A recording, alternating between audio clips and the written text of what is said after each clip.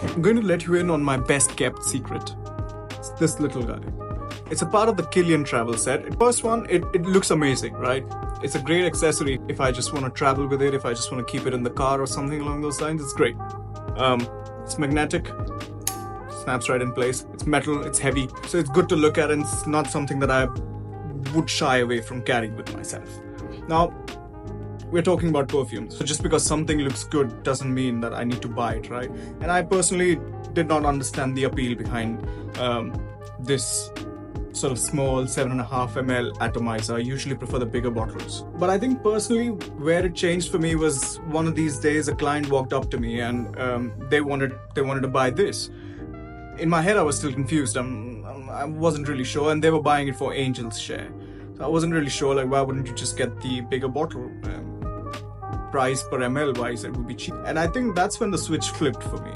He told me the story where he had bought this exact same thing for Angel's share, and he keeps it in his car at all times, and his girlfriend just can't get enough of it. She loved the smell so much, she was basically pretty much using it every time she would step in the car.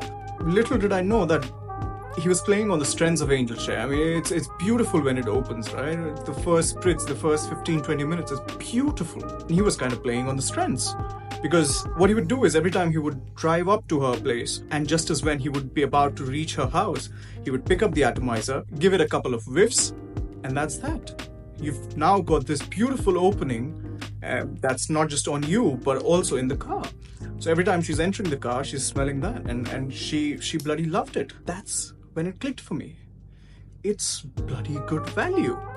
Because if I look at it, it's obviously cheaper than the bigger bottle.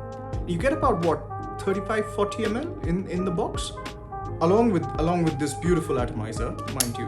So it was bloody good value, because now I could carry my fragrance with me everywhere.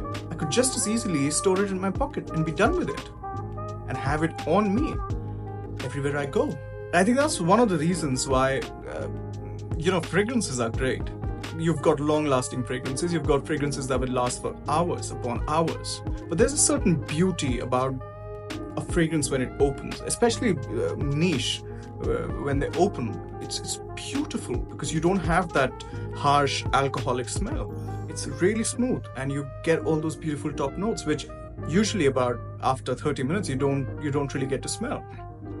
So I think it's a great way to be smelling good. I've had it on me on flights, and just before boarding the flight I would give myself a couple of spritz.